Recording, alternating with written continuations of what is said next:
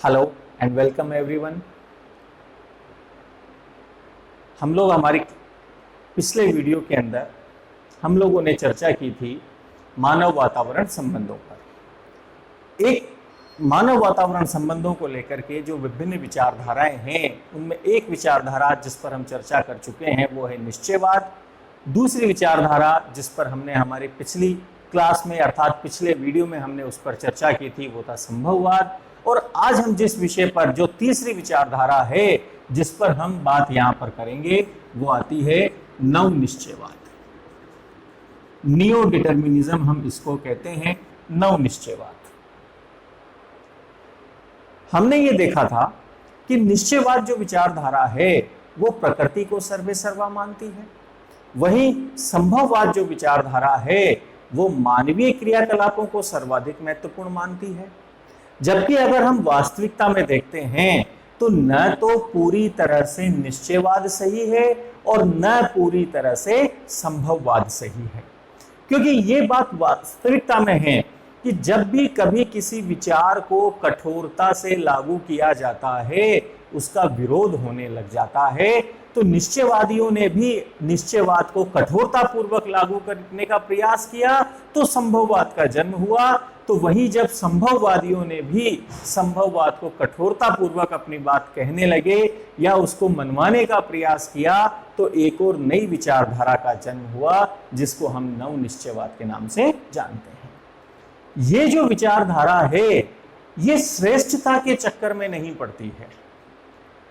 निश्चयवाद प्रकृति को श्रेष्ठ मानते हैं और संभववादी मनुष्य को श्रेष्ठ मानते हैं, और नव निश्चयवादी इस विचार में आती ही नहीं है। वो कहती है कि न तो प्रकृति पूरी तरह से श्रेष्ठ है और न ही मनुष्य पूरी तरह से श्रेष्ठ है। वास्तविकता तो इन दोनों के बीच में है। कुछ सीमाओं में मनुष्य रहता है और सीमाएं प्रकृति के द्वारा निर्धारित होती हैं, लेकिन मानवीय क्षमताओं को भी हम नजरअंदाज नहीं कर सकते हैं। यानी कि जो कौन श्रेष्ठ है इस विषय पर न पढ़ करके दोनों के बीच में अर्थात प्रकृति और मानव इन दोनों के बीच में समन्वय का मार्ग प्रस्तुत करती हैं, उस विचारधारा को हम नव निश्चयवाद के नाम से जानते हैं। इस नव निश्चयवाद को, जिसका कि जन्म ग्रिफिथ टेलर के द्वारा हुआ है, ये एक अमेरिकी विद्वान थे ग्रिफिथ टेलर, उन्होंने इस नव निश्चयवाद पर चर्चा की। इस नव निश्चयवाद को स्टॉप एंड गो डिटर्मिनिज्म यानी कि रुको और जाओ निश्चयवाद या फिर नियो डिटर्मिनिज्म नव निश्चयवाद के नाम से भी इसको जाना जाता है। या इसको हम वैज्ञानिक निश्चयवाद भी कह सकते हैं। तो इस प्रकार से इसके शब्द अलग अलग हों, चाहे इसे हम रुको और जाओ निश्चयवाद कहें या वैज्ञानिक निश्चयवाद कहें या नव निश्चयवाद कहें, ये विचारधारा प्रकृति और मानव इन दोनों के मध्य सामंजस्य का मार्ग प्रस्तुत करती है और ये इस बात पर विचार करती है और इस बात पर ही प्रकाश डाल करके जोर डालती है कि प्रकृति न तो सर्वे सर्वा है और न ही मनुष्य सर्वे सर्वा है। वास्तविकता या विकास का मार्ग तो इन दोनों के मध्य में से होकर कर ही गुजरता है। तो ग्रिफिथ टेलर ने इस पर एक चर्चा की। इन्होंने कहा कि मनुष्य न तो प्रकृति का दास है और न उसका मालिक है। मनुष्य न तो प्रकृति का दास है और न ही उसका मालिक है और न ही मनुष्य असीमित क्षमताओं वाला है।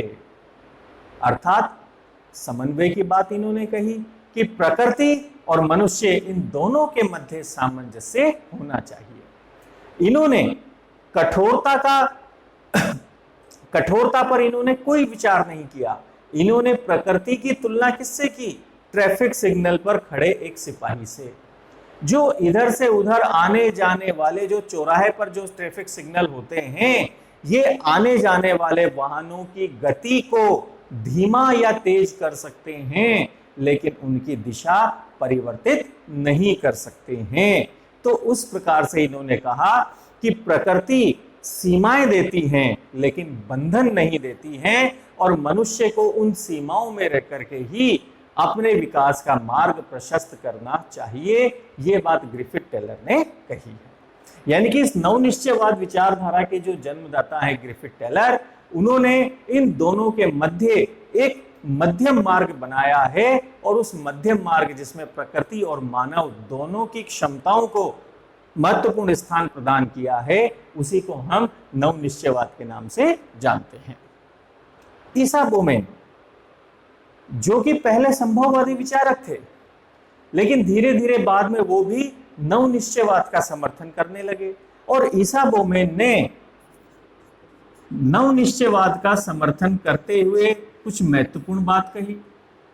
इन्होंने ये कहा कि मानव शक्तिशाली है, मानव बुद्धिमान है, वह विषम परिस्थितियों में भी अपने लिए अनुकूलताएं स्थापित कर सकता है, लेकिन कब तक? क्या कहा इन्होंने? कि मानव शक्तिशाली है, मानव बुद्धिमान है, वह विषम परिस्थितियों में भी अपने लिए लाभदायक परिस्थितियां उत्पन्न कर सकता है, लेकिन ऐसा कब तक होगा?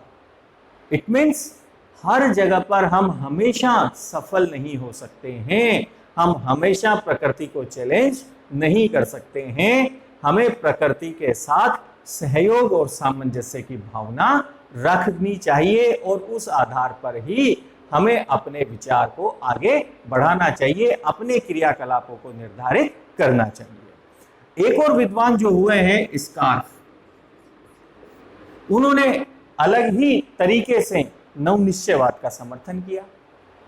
इन्होंने ये कहा कि ये बात उतनी ही मूर्खतापूर्ण या हास्यास्पद है जितनी कि कोई कहे कि प्रकृति सर्वे सर्वा है। ये उतनी ही मूर्खतापूर्ण भी है कि मनुष्य प्रकृति का मालिक है। इट मीन्स प्रकृति सर्वे सर्वा या मानव सर्वे सर्वा, दोनों बातें जो है वो अपने आप में एक मूर्खतापूर्ण तथ्य है। वास्तविकता तो इन दोनों के मध्य में से है कि प्रकृति और मानव दोनों जो सहयोग के द्वारा ही अपना कार्य निर्धारित कर सकते हैं, मनुष्य को प्रकृति के द्वारा निर्धारित सीमाओं में रह करके उन अवसरों का उपयोग करके ही यदि मनुष्य आगे की ओर बढ़ता है तो उसके विकास को एक नया आयाम मिल सकता है। ये बात आती है इस नवनिश्चयवाद विचारधारा में। अर्थात निश्चयवादी विचार में क्या बात आई सामने? प्रकृति सर्वे सर्वा है।